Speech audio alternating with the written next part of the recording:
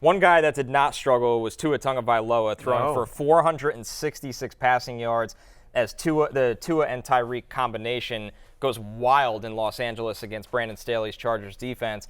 We got to hear from head coach Mike McDaniel after the game on that Tua-Tyreek connection.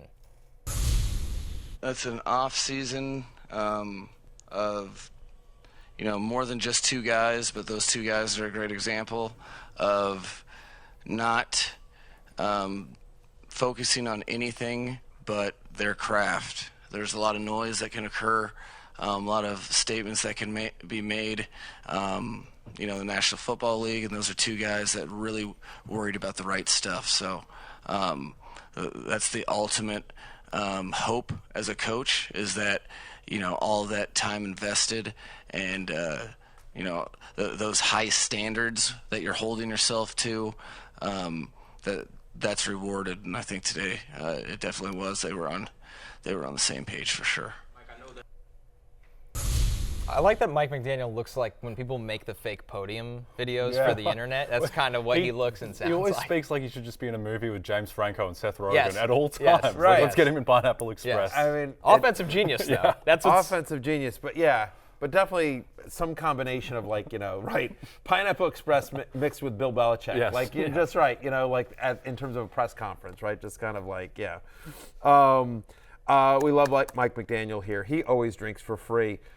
Yep, I mean, I thought Devin McCourty on the post-game show, the Sunday Night Football post-game show that airs on Peacock, Devin McCourty actually made a great point, which is why are you guarding these guys in man coverage? Brandon Staley for some reason chose to just go man coverage against Tyreek Hill and Jalen Waddle, and you're these guys aren't normal wide receivers. What do you get? So we'll see, if other teams pay attention and be maybe we should play too deep and just give them the underneath stuff and just not getting burned completely and totally.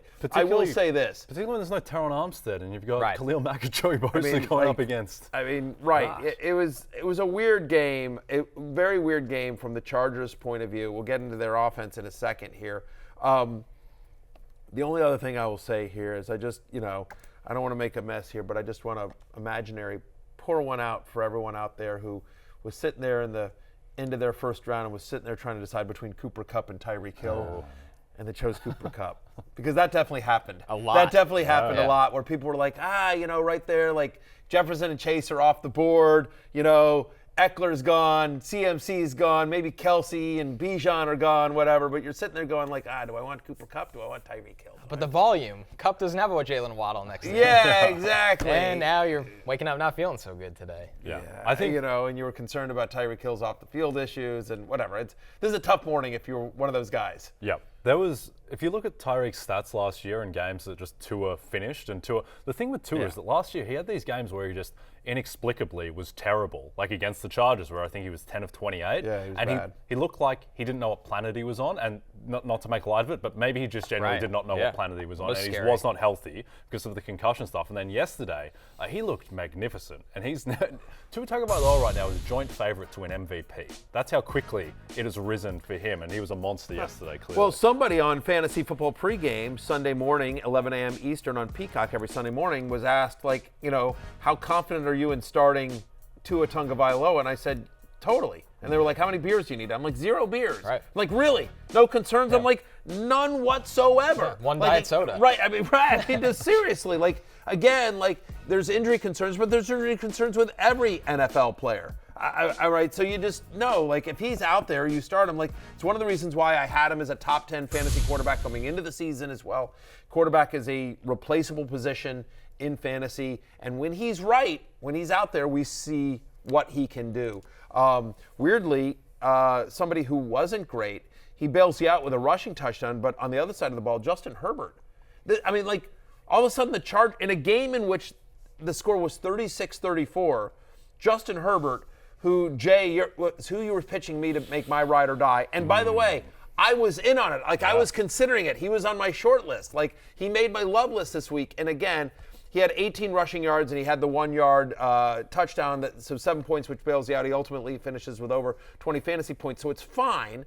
From a box score fantasy perspective, he was fine this week. He was an elite fantasy quarterback. But 228 passing yards, in a game in which, they did 40 rushing attempts in this game. Yeah. The Chargers did. Staley's not a good coach. He's just not a good coach, I don't think, based on the evidence we've seen. His star, remember 2 years ago against the Browns where he went for every fourth down and he basically won them the game? His star has fallen so much since then. I agree. Why was he playing Herbert and Williams in that Denver game in Week 18? How did they blow a 30-3 lead against Jacksonville? What is he doing yesterday with Tyreek and Waddle? I don't know. It's not good. It feels like they don't maximize their talent. No, it doesn't. The other thing I will say is that this is something that Jason Garrett spoke about. Same thing on the Peacock postgame show from Sunday Night Football, which he just talked about. Everyone thought Kellen Moore was going to come into LA and just throw it all around. It's just like, no, he wants to run the ball. Again, you think about sort of Zeke and Pollard back in Dallas as well. And so here you had a very balanced backfield, right? 16 carries for Austin Eckler.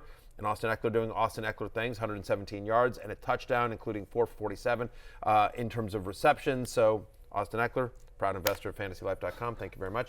But also, how about Josh Kelly? 16 for 91 and a touchdown. Like, a couple things here. Number one is that there may be some – this game sort of got, a little bit crazy.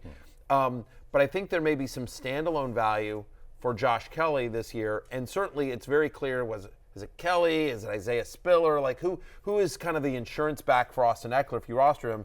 Kelly is clearly the guy and should be a priority on the waiver wire.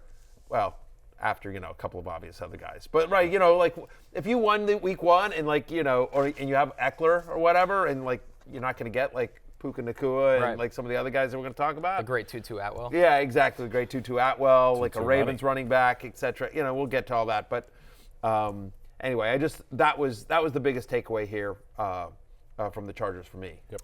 Over in Jacksonville Colts, the Jaguars traveled to Indianapolis for this game. We got to see Anthony Richardson make his NFL debut.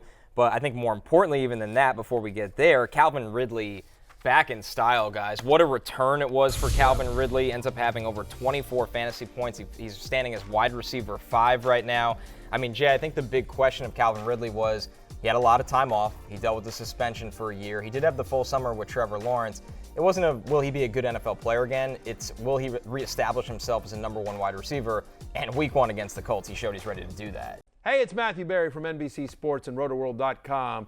Just want to thank you so much for watching what you just watched, or at least being too lazy to click out of it after the autoplay just kept it going. So either way, thank you so much for just letting it scroll by your screen. And now I'd like to ask you respectfully, please subscribe to the NFL on NBC YouTube channel for the latest NFL news, fantasy headlines from RotoWorld, and betting analysis from NBC Sports Edge.